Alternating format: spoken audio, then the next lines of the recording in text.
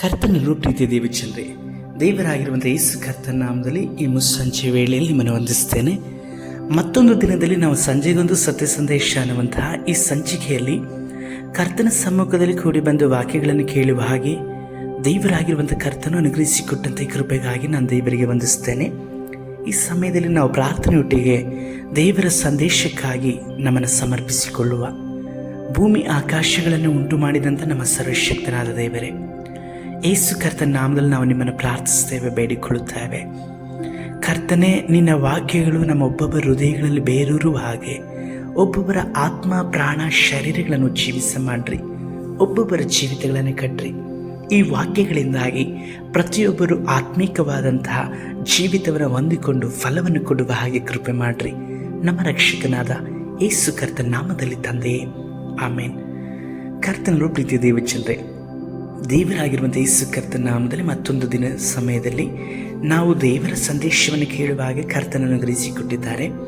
ಈ ಸಮಯದಲ್ಲಿ ನಾವು ಸತ್ಯವೇದವನ್ನು ಧ್ಯಾನಿಸಲಿಕ್ಕಾಗಿ ನಮ್ಮ ಸತ್ಯವೇದವನ್ನು ತೆಗೆದುಕೊಳ್ಳುವ 1 ಪೇತ್ರನು ಬರೆದ ಪುಸ್ತಕ 1ನೇ ಅಧ್ಯಾಯದ 23ನೇ ವಚನದಿಂದ ನಾವು ದೇವರ ವಾಕ್ಯಗಳನ್ನು ಓದಿಕೊಳ್ಳೋಣ. ನೀವು ಪುನರ್ಜನ್ಮ ಹೊಂದಿದವರಾಗಿದ್ದೀರಲ್ಲ. ಆ ಜನ್ಮವು ನಾಶವಾಗುವ ಬೀಜದಿಂದ ಉಂಟಾದದ್ದಲ್ಲ, ನಾಶವಾಗದ ಬೀಜದಿಂದಲೇ ಉಂಟಾದದ್ದು. ಅದು ದೇವರ ಸದಾಜೀವವುಳ್ಳ ವಾಕ್ಯದ ಮೂಲಕವಾಗಿ ಉಂಟಾಯಿತು. ಪ್ರಿಯರೇ, ದೇವರ ವಾಕ್ಯ ಹೇಳಲ್ಪಡುತ್ತದೆ, ನೀವು ಪುನರ್ಜನ್ಮವನ್ನು ಹೊಂದಿದವರಾಗಿದ್ದೀರಲ್ಲ ಎಂಬುದಾಗಿ ಹೇಳಿ. ಆ ಪುನರ್ಜನ್ಮ ಇವತ್ತು ನಿಮ್ಮಲ್ಲಿ ಜೀವಿತದಲ್ಲಿದೆಯಾ? ಕೆಲವರು ಪುನರ್ಜನ್ಮದ ವಿಷಯದಲ್ಲಿ ನಂಬಿಕೆ ಇಲ್ಲ. ಯೇಸು ಕರ್ತನಲ್ಲಿ ಇರುವಂಥವರು ಆ ವಿಷಯದಲ್ಲಿ ನಂಬಿಕೆ ಇಲ್ಲವಾದರೆ ನಾವು ನಿಜವಾಗಿಯೂ ದರಿದ್ರತನದವರು, ಜ್ಞಾನವಿಲ್ಲದೆ ಇರುವಂಥವರು, ಯೇಸುವನ್ನು ಇನ್ನೂ ಸಹ ಅರಿಯದವರಾಗಿ ಇದ್ದೇವೆಂಬುದಾಗಿ ಹೇಳಿ. ನಾವು ಪುನರ್ಜನ್ಮವನ್ನು ಹೊಂದಿದವರಾಗಿದ್ದೇವೆ. ಆ ಜನ್ಮವು ನಾಶವಾಗುವಂಥ ಬೀಜದಿಂದ ಉಂಟಾದದ್ದಲ್ಲ, ನಾಶವಾಗದ ಬೀಜದಿಂದಲೇ ಉಂಟಾಗಿದೆ ಎಂಬುದಾಗಿ ವಾಕ್ಯ ಹೇಳುತ್ತದೆ. ಈ ನಾಶವಾಗುವಂಥ ಬೀಜ ಮತ್ತು ನಾಶವಾಗದೇ ಇರುವಂಥ ಬೀಜ ಎಂಬುದಾಗಿ ಹೇಳುವುದಾದರೆ ಏನು? ಈ ಕಡೆಯ ದಿನಮಾನಗಳಲ್ಲಿ ಆತ್ಮಿಕ ಜೀವಿತದಲ್ಲೂ ಸಹ ಹೈಬ್ರಿಡ್ ಬಂದಿದೆ. ನೀವು ಲೋಕದಲ್ಲಿ ನೋಡ್ತೀರಲ್ವಾ, ಬೀಜಗಳಿಲ್ಲದೇ ಇರುವಂಥ ಹಣ್ಣುಗಳು ಈ ದಿನಮಾನಗಳಲ್ಲಿ ಹೇರಾಳವಾಗಿ ಸಿಗಲ್ಪಡ್ತದೆ. ಅದಕ್ಕೆ ತೆಗೆದುಕೊಳ್ಳುವಂಥವರು ಸಹ ಬಹುಮಂದಿ. ಬೀಜವಿಲ್ಲದೆ ಇರುವಂಥದ್ದು ತಿನ್ನಲಿಕ್ಕೂ ಸುಲಭ, ಬಿಡಿಸಲಿಕ್ಕೂ ಸಹ ಸುಲಭ.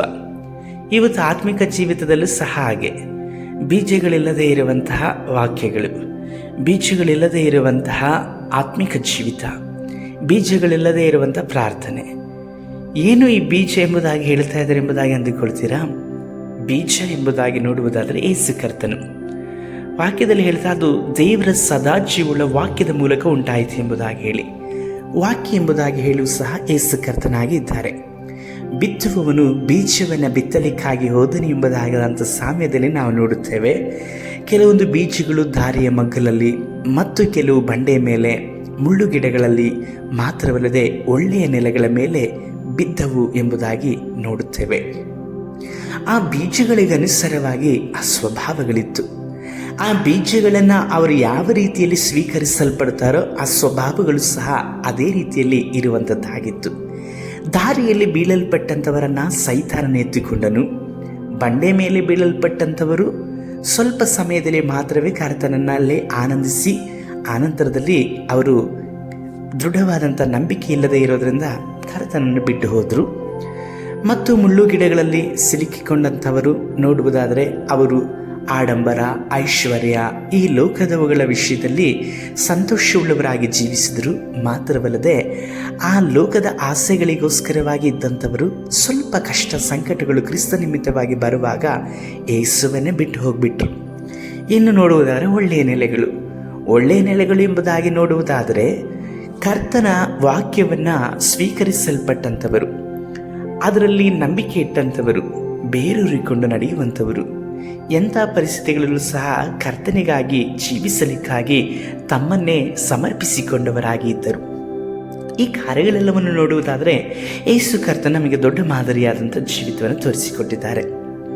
ಯೇಸು ಕರ್ತನು ಅದ್ಭುತಗಳನ್ನು ಮಾಡಲ್ಪಟ್ಟಂಥ ಸಮಯದಲ್ಲಿ 5,000ಕ್ಕಿಂತಲೂ ಹೆಚ್ಚಾದಂಥ ಜನಗಳಿಗೆ ಅವರು ಊಟವನ್ನು ಒಂದು ಬಾರಿಯಲ್ಲಿ 2 ಬಾರಿ ಕೊಡಲ್ಪಟ್ಟದ್ದನ್ನು ನಾವು ನೋಡುತ್ತೇವೆ. ಸಹಸ್ರಾರು ಜನಗಳು ರೋಗದಿಂದಲೂ ಸೌಖ್ಯವನ್ನು ಹೊಂದಿಕೊಂಡರು. ಮಾತ್ರವಲ್ಲದೆ ಸೈತಾನದ ಬಾಧೆಗಳಿಂದ ಬಂಧನವಾಗಿದ್ದಂಥವರನ್ನು ಸಹ ಕರ್ತನು ಬಿಡಿಸಲ್ಪಟ್ಟರು. ಆದರೆ ಅವರ ಹೆಸರುಗಳು ಬರೆಯಲ್ಪಡಲಿಲ್ಲ. ಯಾಕಂದರೆ ಅವರು ಯಾರು ಸಹ ಕರ್ತನನ್ನು ಹಿಂಬಾಲಿಸಿದಂಥವರೇ ಅಲ್ಲ. ಅವರು ಕರ್ತನನ್ನು ಬಿಟ್ಟು ಹೋದಂಥವರು. ಕರ್ತನ ವಾಕ್ಯ ಎಂಬ ಬೀಜವನ್ನು ಸ್ವೀಕರಿಸದಂತೆ ಅದ್ಭುತ ಅನ್ನುವಂತಹ ಮಸಾಲೆಯನ್ನು ಅವರು ಅನುಭವಿಸಲ್ಪಟ್ಟು ಅದರಲ್ಲಿ ತೃಪ್ತಿಯಾದರು. ಅದು ಜೀರ್ಣವಾದ ನಂತರದಲ್ಲಿ ಕರ್ತನನ್ನು ಮರೆತರು. ಕರ್ತನ ಮಾರ್ಗವನ್ನು ಸಹ ಬಿಟ್ಟರು. ಇಂದು ನೀವು ಅದ್ಭುತಗಳಿಗೋಸ್ಕರವಾಗಿ ಯೇಸು ಕರ್ತನ ಮೇಲೆ ನಂಬಿಕೆ ಇಟ್ಟವರಾಗಿದ್ದೀರಾ, ಅಥವಾ ಅದ್ಭುತ ಸ್ವರೂಪನಾದಂಥ ಯೇಸುವೇ ಬೇಕೆಂಬುದಾಗಿ ಹೇಳಿ ನಂಬಿಕೆ ಇಟ್ಟವರಾಗಿದ್ದೀರಾ? ಪ್ರಿಯರೇ, ಅದ್ಭುತ ಸ್ವರೂಪನು ಯೇಸು ಕರ್ತನಾಗಿ ಇದ್ದಾರೆ. ಅವರ ಮೇಲೆ ನಂಬಿಕೆ ಇಡುವಂಥ ಪ್ರತಿಯೊಬ್ಬರೂ ಸಹ ಅದ್ಭುತ ಸ್ವರೂಪನಾದಂಥ ದೇವರ ಮಹಿಮೆಯುಳ್ಳಂತಹ ಮಾರ್ಗದಲ್ಲಿ ನಡೆಯುವವರಾಗಿದ್ದಾರೆ. ಮಾತ್ರವಲ್ಲದೆ ಆತನನ್ನೇ ತಮ್ಮ ಶರೀರದಲ್ಲಿ ಧರಿಸಿಕೊಂಡವರಾಗಿ ಇದ್ದಾರೆ.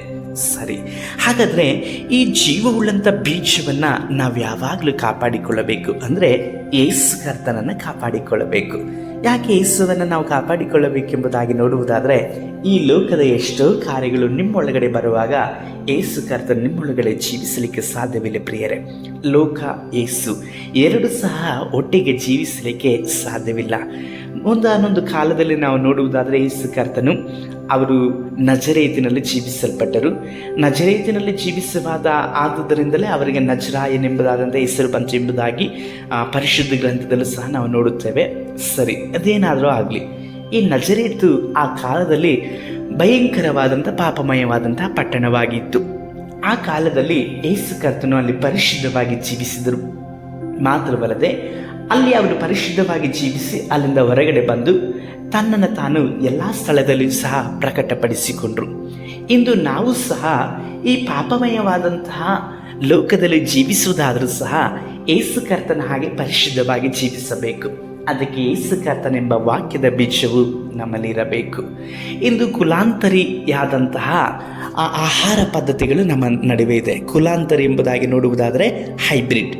ಈ ಹೈಬ್ರಿಡ್ ಎಂಬುದಾಗಿ ನೋಡುವುದಾದರೆ ಬೀಜಗಳಿಲ್ಲದಂತೆ ಆಹಾರ ಪದಾರ್ಥಗಳನ್ನು ಬೆಳೆಯುವಂಥದ್ದು, ಬೀಜಗಳಿಲ್ಲದಂಥ ಹಣ್ಣುಗಳನ್ನು ಉಂಟು ಮಾಡುವಂಥದ್ದು, ಬೀಜಗಳಿಲ್ಲದಂತೆ ಹೂಗಳನ್ನು ಉಂಟು ಮಾಡುವಂಥದ್ದು, ಇದೆಲ್ಲವೂ ಸಹ ಈ ದಿನಮಾನಗಳಲ್ಲಿ ಲೋಕದಲ್ಲಿ ಪ್ರಸಿದ್ಧಿಯಾಗಿರುವಂಥ ಕಾರ್ಯಗಳಾಗಿದೆ. ಈ ಬೀಜ ಇಲ್ಲದೆ ಇರುವುದಾದರೆ ಅದರ ಸ್ವಭಾವಗಳನ್ನು, ಆ ಹಣ್ಣಿನ ರುಚಿಯಾದ ಸ್ವಾದವನ್ನು ನಾವು ಹೇಗೆ ಅನುಭವಿಸಲಿಕ್ಕೆ ಸಾಧ್ಯ? ಈ ಕಡೆಯ ದಿನಮಾನಗಳಲ್ಲಿ ಈ ಹಣ್ಣುಗಳ ಉತ್ಪಾದನೆಯನ್ನು ನೋಡುವುದಾದರೆ ವ್ಯತ್ಯಾಸಕರವಾದಂಥ ಹಣ್ಣುಗಳು ನಮ್ಮ ನಡುವೆ ಇದೆ. ಬಣ್ಣಗಳಲ್ಲಿ ಮಾರ್ಪಟ್ಟಂಥ ಬಣ್ಣಗಳನ್ನು ನಾವು ನೋಡುತ್ತೇವೆ. ಈಗ ನೀವೆಲ್ಲರೂ ಸಹ ನೋಡಿರ್ತೀರಿ, ನಾವು ಬೇಸಿಗೆಯಲ್ಲಿ ತಿನ್ನುವಂಥ ಕಲ್ಲಂಗಡಿ ಹಣ್ಣು, ಇದು ನಮಗೆ ಗೊತ್ತಿರುವ ಪ್ರಕಾರವಾಗಿ ಕೆಂಪು ಬಣ್ಣದಿಂದ ಬರ್ತಾ ಇತ್ತು. ಆದರೆ ಈಗ ಹಳದಿ ಬಣ್ಣದ ಕಲ್ಲಂಗಡಿ ಹಣ್ಣು ಸಹ ಬಂದಿದೆ. ಬೀಜ ಇಲ್ಲದೆ ಇರುವಂಥದ್ದು ಸಹ ಬಂದಿದೆ. ಇದು ಮುಂದಿನ ಪೀಳಿಗೆಗೆ ಹೋಗುವುದಾದರೆ ಇದರ ರುಚಿ, ಇದರ ಸ್ವಾದಗಳೆಲ್ಲವೂ ಸಹ ಬದಲಾದಂಥ ಸ್ಥಿತಿಯಲ್ಲಿ ಹೋಗಲ್ಪಡ್ಬೋದು. ಇಂದು ಆತ್ಮಿಕ ಜೀವಿತವು ಹೀಗೆ ಪ್ರಿಯರೇ. ಇಂದು ಅನೇಕರು ಹಿಂಸೆಗಳಿಲ್ಲದೆ ಇರುವಂತಹ ಆತ್ಮಿಕ ಜೀವಿತವನ್ನು ಬೋಧಿಸ್ತಾ ಇದ್ದಾರೆ. ಕಷ್ಟಗಳಿಲ್ಲದೆ ಇರುವಂತಹ ಜೀವಿತ. ಯೇಸು ಕರ್ತನನ್ನು ನಂಬಿದಂಥವರಿಗೆ ಲೋಕವು ಹಾಗೆ ಮಾಡುತ್ತದೆ ಎಂಬುದಾಗಿ ಯೇಸು ಹೇಳಿದ್ದಾರೆ. ಯಾಕಂದರೆ ಯೇಸು ಹೇಳ್ತಾರೆ, ಯಾಕಂದರೆ ನನ್ನನ್ನು ಲೋಕ ಹಾಗೆ ಮಾಡಿದೆ, ಆದ್ದರಿಂದ ನಿಮ್ಮನ್ನು ಸಹ ಹಾಗೆ ಮಾಡುತ್ತದೆ ಎಂಬುದಾಗಿ ಹೇಳಿದ್ದಾರೆ. ಇದರ ಅರ್ಥ ಲೋಕದಲ್ಲಿ ನಮಗೆ ಹಿಂಸೆಗಳುಂಟು, ಹೋರಾಟಗಳುಂಟು. ಯೇಸುವೇ ಹೇಳಿದ್ದಾನೆ, ಲೋಕದಲ್ಲಿ ನಿಮಗೆ ಹಿಂಸೆಗಳುಂಟು, ಧೈರ್ಯವಾಗಿರಿ, ನಾನು ಲೋಕವನ್ನು ಜಯಿಸಿದ್ದೇನೆ ಎಂಬುದಾಗಿ ಹೇಳಿ. ಯೇಸುವೆ ಇಷ್ಟೆಲ್ಲ ಸಂಗತಿಗಳನ್ನು ನಮಗೆ ತಿಳಿಸಲ್ಪಟ್ಟ ಮೇಲೆ ಇವತ್ತು ಹಿಂಸೆಗಳಿಲ್ಲದಂತೆ, ಹೋರಾಟಗಳಿಲ್ಲದಂತೆ, ಕಷ್ಟ ನೋವುಗಳಿಲ್ಲದಂತೆ ನಿಜವಾಗಿ ಆತ್ಮಿಕ ಜೀವಿತವನ್ನು ಜೀವಿಸಬಹುದು ಎಂಬುದಾಗಿ ಹೇಳಿಕೊಳ್ಳುವಂಥ ಎಷ್ಟೋ ಸಂಗತಿಗಳನ್ನು ನಾವು ಕೇಳುತ್ತಾ ಇದ್ದೇವೆ. ಪ್ರಿಯರೇ, ನಾವು ವಾಕ್ಯ ಎಂಬ ಬೀಜದಲ್ಲಿ ನಿಜವಾಗಿಯೂ ಸಹ ಬೆಳೆಯುತ್ತಾ ಇರುವುದಾದರೆ, ನಾವು ಕರ್ತನ ಸಮ್ಮುಖದಲ್ಲಿ ಇರುವುದಾದರೆ, ನಾವು ಕರ್ತನ ನಿಮಿತ್ತವಾಗಿ ಬರುವಂಥ ಎಲ್ಲ ಹೋರಾಟ ಶೋಧನೆಗಳನ್ನು ಸಹ ನಾವು ಜಯಿಸಿ ನಿಲ್ಲುವವರಾಗಿದ್ದೇವೆ. ಯಾಕಂದರೆ ಕರ್ತನಿಗಾಗಿ ನಂಬಿಗಸ್ತರಾಗಿ ಜೀವಿಸುವಂಥವರೆಲ್ಲರಿಗೂ ಸಹ ಹಿಂಸೆಗಳು ಬರ್ತದೆ. ತಿಮೋತಿ ಪುಸ್ತಕದಲ್ಲಿ ನಾವು ಅದನ್ನೇ ನೋಡುತ್ತೇವೆ. ಕ್ರಿಸ್ತನಲ್ಲಿ ಸದ್ಭಕ್ತರಾಗಿ ಜೀವಿಸುವಂಥ ಪ್ರತಿಯೊಬ್ಬರು ಸಹ ಹಿಂಸೆಗೆ ಒಳಗಾಗುತ್ತಾರೆ ಎಂಬುದಾಗಿ ಹೇಳಿ. ಹಾಗಾಗಿ ಹಿಂಸೆಗಳಿಲ್ಲದೇ ಇರುವಂಥ ಆತ್ಮಿಕ ಜೀವಿತ, ಪ್ರಾರ್ಥನೆಗಳಿಲ್ಲದೇ ಇರುವಂಥ ಪರಿಶುದ್ಧವಾದಂಥ ಜೀವಿತ, ಮಾತ್ರವಲ್ಲದೆ ಕರ್ತನಿಗೆ ವಿಧೇಯರಾಗಿ ನಡೆಯದೇ ಇರುವಂಥ ಯಾವ ಜೀವಿತದಿಂದಲೂ ಸಹ ನಾವು ಕರ್ತನನ್ನು ಅನುಭವಿಸಲಿಕ್ಕೂ ಕರ್ತನ ಸಮ್ಮುಖದಲ್ಲೂ ನಡೆಯಲಿಕ್ಕೆ ಸಾಧ್ಯವಿಲ್ಲ ಪ್ರಿಯರೇ. ಕರ್ತನ ಬೀಜ ನಮ್ಮಲ್ಲಿ ಇರುವುದಾದರೆ ಕರ್ತನಲ್ಲಿ ನಾವು ಫಲವನ್ನು ಕೊಡುವಾಗ ದೇವರಾಗಿರುವಂಥ ಯೇಸುವಿನ ನಿಮಿತ್ತವಾಗಿ ಬರುವಂಥ ಎಲ್ಲ ಹಿಂಸೆ ಶೋಧನೆಗಳಲ್ಲೂ ಸಹ ನಾವು ಕರ್ತನಿಂದಲೇ ಆದರಣೆಯನ್ನು ಹೊಂದಿಕೊಳ್ಳುವವರಾಗಿ ಇರುತ್ತೇವೆ. ದೇವರ ವಾಕ್ಯದಲ್ಲಿ ಪೌಲನು ಸಹ ಕೊಲೊಸ್ಸೆ ಪುಸ್ತಕದಲ್ಲಿ 2ನೇ ಅಧ್ಯಾಯದ 7ನೇ ವಚನದಲ್ಲಿ ಹೀಗೆ ಹೇಳಲ್ಪಡ್ತಾರೆ, ಆತನಲ್ಲಿ ಬೇರೂರಿಕೊಂಡು ಭಕ್ತಿ ವೃದ್ಧಿಯನ್ನು ಹೊಂದಿ ನಿಮಗೆ ಬೋಧಿಸಲ್ಪಟ್ಟ ಉಪದೇಶದ ಪ್ರಕಾರವೇ ಕ್ರಿಸ್ತ ನಂಬಿಕೆಯಲ್ಲಿ ನೆಲೆಗೊಂಡು ದೇವರಿಗೆ ಹೆಚ್ಚೆಚ್ಚಾಗಿ ಸ್ತೋತ್ರ ಮಾಡುವವರಾಗಿರ್ರಿ ಎಂಬುದಾಗಿ ಹೇಳಿ. ಆತನಲ್ಲಿ ಎಂಬುದಾಗಿ ನೋಡುವುದಾದರೆ ಯೇಸು ಕರ್ತನಲ್ಲಿ ಬೇರೂರಿಕೊಂಡು ಭಕ್ತಿ ವೃದ್ಧಿಯನ್ನು ಹೊಂದಿ ಎಂಬುದಾಗಿ ಹೇಳಲ್ಪಡ್ತಾ ಇದ್ದಾರೆ. ಯೇಸು ಕರ್ತನಲ್ಲಿ ನಾವು ಬೇರೂರಿಕೊಳ್ಳಬೇಕು ಅಂದರೆ ಬೀಜ ಇದ್ದರೆ ತಾನೇ ಅದಕ್ಕೆ ಬೇರು ಬರ್ತದೆ. ಬೀಜಗಳಿಲ್ಲದಂತೆ ನಾವು ಬೇರೂರಿಕೊಳ್ಳುವಂಥದ್ದು ಹೇಗೆ? ಯೇಸುವೆ ಹೇಳಲ್ಪಡ್ತಾರೆ, ನಿಮಗೆ ನಿಜವಾಗಿ ಹೇಳುತ್ತೇನೆ, ಗೋಧಿ ಕಾಳು ಅದು ನೆಲದಲ್ಲಿ ಬಿದ್ದು ಸಾಯಲಿಲ್ಲವಾದರೆ ಬಹಳ ಫಲವನ್ನು ಕೊಡಲಿಕ್ಕಾಗುವುದಿಲ್ಲ ಎಂಬುದಾಗಿ ಹೇಳಿ. ಅವರು ಸಹ ಗೋಧಿ ಬೀಜದ ವಿಷಯದಲ್ಲಿ ಹೇಳಲ್ಪಡ್ತಾರೆ. ನೀವು ಆತ್ಮಿಕ ಜೀವಿತದಲ್ಲಿ ಪ್ರಿಯರೇ ಅಭಿವೃದ್ಧಿ ಆಗಬೇಕಂದ್ರೆ, ಗಟ್ಟಿಯಾಗಿ ನೆಲೆ ನಿಂತುಕೊಳ್ಳಬೇಕಾದ್ರೆ ವಾಕ್ಯದಲ್ಲಿ ನೀವು ಬೇರೂರಿಕೊಳ್ಳಬೇಕು. ವಾಕ್ಯ ನಮ್ಮೆಲ್ಲರಿಗೂ ಕೊಡಲ್ಪಟ್ಟಂತಹ ಬೀಜವಾಗಿದೆ, ಅದು ಜೀವವುಳ್ಳಂಥ ಬೀಜ. ಈ ವಾಕ್ಯದಲ್ಲಿ, ಈ ವಾಕ್ಯ ಎಂಬ ಬೀಜದಲ್ಲಿ ನಾವು ನೆಲೆಗೊಳ್ಳುವಾಗ ಇದು ಬೇರೂರಿಕೊಂಡು ನಮ್ಮನ್ನು ಗಟ್ಟಿಯಾಗಿ ನೆಲೆಗೊಳಿಸ್ತದೆ. ಮಾತ್ರವಲ್ಲದೆ ಎಂಥ ಪರಿಸ್ಥಿತಿಗಳಲ್ಲೂ ಸಹ ನಾವು ಕರ್ತನನ್ನು ಬಿಟ್ಟು ಅಗಲದ ಹಾಗೆ, ನಂಬಿಕೆಯಲ್ಲಿ ಸೋತು ಹೋಗದ ಹಾಗೆ ಕರ್ತನ ಸಂಪೂರ್ಣವಾದಂತಹ ಕೃಪೆಯನ್ನು, ವಾಕ್ಯವನ್ನು ಆತುಕೊಂಡು ಜೀವಿಸುವ ಹಾಗೆ ನಮಗೆ ಅನುಗ್ರಹ ಮಾಡಿಕೊಳ್ಳುತ್ತದೆ. ಈಗ ಮುಖ್ಯವಾಗಿ ನೋಡುವುದಾದರೆ ಈ ತೆಂಗಿನ ಮರವನ್ನು ನೋಡಿದ್ದೀರಲ್ವಾ? ಈ ತೆಂಗಿನ ಮರದ ಒಂದು ಬೇರುಗಳು ಅದು ಎಷ್ಟೋ ಅಡಿಗಳಷ್ಟು ಉದ್ದವಾಗಿ, ಅಗಲವಾಗಿ, ಆಳವಾಗಿ ಬೇರೂರಿಕೊಂಡಿರ್ತದೆ. ಎಂಥ ಬಿರುಗಾಳಿ ಬರಲ್ಪಟ್ಟರೂ ಸಹ ಅದು ಬೀಳೋದಕ್ಕೆ ಸಾಧ್ಯವೇ ಇಲ್ಲ. ಸಣ್ಣದಾಗಿರುವಂಥ ಅಡಿಕೆ ಮರವನ್ನು ನೋಡ್ರಿ, ಅದರ ಅದು ಎಷ್ಟು ಸಣ್ಣವಾಗಿದೆ. ಒಂದು ಬಿರುಗಾಳಿಯ ಮರ ಬರುವುದಾದರೆ ಅದು ಅಲುಗಾಡಿ ಅತ್ತಿಂದಿತ್ತ ಅಲುಗಾಡಲ್ಪಡ್ತದೆ. ಒಂದು ವೇಳೆ ಆ ಮರದ ಮೇಲೆ ಹತ್ತಿಕೊಳ್ಳುವಂಥವರು ಆ ಮರದಿಂದ ಮತ್ತೊಂದು ಮರಕ್ಕೆ ಅವರು ನೇರವಾಗಿ ಹೋಗಲಿಕ್ಕೆ ಸಾಧ್ಯ. ಇಷ್ಟೊಂದು ಸಡಿಲವಾಗಿಯೂ ಇಷ್ಟೊಂದು ಬಲಹೀನವಾಗಿರುವುದಾದರೂ ಸಹ ಅದು ಎಂಥ ಪರಿಸ್ಥಿತಿಗಳಲ್ಲೂ ಸಹ ಬೇರು ಮುರಿದುಕೊಂಡು ಬೀಳುವುದಿಲ್ಲ. ಕಾರಣ ಅದರ ಬೇರುಗಳ ಒಂದು ಬಲಶಾಲತೆ ಅಷ್ಟೊಂದು ವಿಧವಾಗಿದೆ. ಇಂದು ಪ್ರಿಯರೇ, ಆತ್ಮಿಕ ಜೀವಿತದಲ್ಲೂ ನೀವು ಬೇರೂರಿಕೊಳ್ಳಬೇಕಾದರೆ ಕ್ರಿಸ್ತನೆಂಬಂತಹ ಬೀಜದಲ್ಲಿ ನೀವು ನೆಲೆಗೊಳ್ಳಬೇಕು. ಇಂದು ಯೇಸು ಕರ್ತನ ನಿಜವಾದಂಥ ವಾಕ್ಯಗಳ ಬೀಜಗಳಿಲ್ಲದಂತೆ ಅನೇಕರು ಬದುಕುವಾಗ ಸ್ವಲ್ಪ ಸಮಯದಲ್ಲಿ ಬರುವಂಥ ಕಷ್ಟ, ವೇದನೆ, ಹೋರಾಟಗಳು, ಸ್ವಲ್ಪ ಆಶಾಪಾಶಗಳಿಗೆ ಅವರು ಒಳಗಾಗಲ್ಪಟ್ಟು ತಮ್ಮ ಆತ್ಮಿಕ ಜೀವಿತವನ್ನು ನಷ್ಟಪಡಿಸಿಕೊಳ್ಳುವಂಥದ್ದು ಮಾತ್ರವಲ್ಲದೆ ಅವರು ದೇವರಾಗಿರುವಂಥ ಕರ್ತನಿಗೆ ಸಹ ವಿರುದ್ಧವಾಗಿ ನಡೆದುಕೊಳ್ಳುವಂಥದ್ದು, ದೇವರ ನಾಮಕ್ಕೂ ಸಹ ದೂಷಣೆಯನ್ನು ತರುವಂಥವರಾಗಿದ್ದಾರೆ. ಪ್ರಿಯರೇ, ಈ ಕಡೆ ದಿನಮಾನಗಳಲ್ಲಿ ನಾವು ಎಚ್ಚೆತ್ತುಕೊಳ್ಳಬೇಕು. ಜೀವವುಳ್ಳಂಥ ದೇವರ ವಾಕ್ಯದ ಬೀಜದಲ್ಲಿ ನಾವು ನೆಲೆಗೊಳ್ಳವರಾಗಿರಬೇಕು. ಕರ್ತನ ವಾಕ್ಯವು ನಮ್ಮನ್ನು ಸಂಪೂರ್ಣವಾಗಿ ಮಾರ್ಪಡಿಸುವಂಥದ್ದು ಮಾತ್ರವಲ್ಲದೆ ಆತನ ಹಾಗೆ ನಮ್ಮನ್ನು ರೂಪಿಸುವಂಥದ್ದಾಗಿದೆ. ದೇವರ ವಾಕ್ಯದಲ್ಲಿ ಹೇಗೆ ಹೇಳಲ್ಪಡ್ತದೆ, ನಾವು ಕ್ರಿಸ್ತನ ಸಾರೂಪ್ಯವನ್ನು ಧರಿಸಿಕೊಳ್ಳಬೇಕೆಂಬುದಾಗಿ ಹೇಳಿ. ಕ್ರಿಸ್ತನ ಸಾರೂಪ್ಯವನ್ನು ನಾವು ಧರಿಸಿಕೊಳ್ಳಬೇಕು ಅಂದರೆ ಆತನ ಹೆಜ್ಜೆ ಜಾಡಿನಲ್ಲಿ ನಡೆದುಕೊಂಡು ಹೋಗಬೇಕು. ಆತನ ಹೆಜ್ಜೆ ಜಾಡಿ ಎಂಬುದಾಗಿ ನೋಡುವುದಾದರೆ ಆತನ ವಾಕ್ಯ. ಕರ್ತನು ವಾಕ್ಯವನ್ನು ಮೀರಿ ಏನನ್ನೂ ಸಹ ಮಾಡಲಿಲ್ಲ. ವಾಕ್ಯದ ಅನುಸಾರವಾಗಿ ಅವರು ಬಂದರು, ವಾಕ್ಯದ ಅನುಸಾರವಾಗಿ ಅವರು ಜೀವಿಸಿದರು. ವಾಕ್ಯವನ್ನೇ ಅವರು ನಮ್ಮೆಲ್ಲರಿಗೂ ಸಹ ಕೊಡಲ್ಪಟ್ಟವರಾಗಿ ಇದ್ದಾರೆ. ಈ ವಾಕ್ಯವು ನಮಗೆ ಕೊಟ್ಟಿರುವಂತಹ ಜೀವವುಳ್ಳಂಥ ಬೀಜವಾಗಿದೆ. ಇಂದು ಈ ವಾಕ್ಯದ ಬೀಜದಲ್ಲಿ ನಾವು ನೆಲೆಗೊಂಡು ನಡೆಯುವುದಾದರೆ ಕರ್ತನ ಅತ್ಯಧಿಕವಾದಂಥ ಮಹಾಕೃಪೆಯಿಂದ ನಾವು ತುಂಬಲ್ಪಟ್ಟವರಾಗಿ ಆತನಿಗೆ ಫಲವನ್ನು ಕೊಡಲಿಕ್ಕೆ ಸಾಧ್ಯ ಪ್ರಿಯರೇ. ಯಾಕಂದರೆ ಫಲವನ್ನು ಕೊಡದೇ ಇರುವಂಥ ಪ್ರತಿಯೊಂದು ಬೇರಿಗೂ ಸಹ ಕೊಡಲಿ ಹಾಕಲ್ಪಡುತ್ತದೆ ಎಂಬುದಾಗಿ ಹೇಳಿ ಸ್ನಾನಿಕನಾದಂಥ ಯೋಹಾನನು ಪ್ರವಾದಿಸಲ್ಪಡುತ್ತಾರೆ. ಹೌದು ಪ್ರಿಯರೇ, ಫಲವನ್ನು ಕೊಡದೇ ಇರುವಂತಹ ಬೇರುಗಳು ಸಹ ಉಂಟು.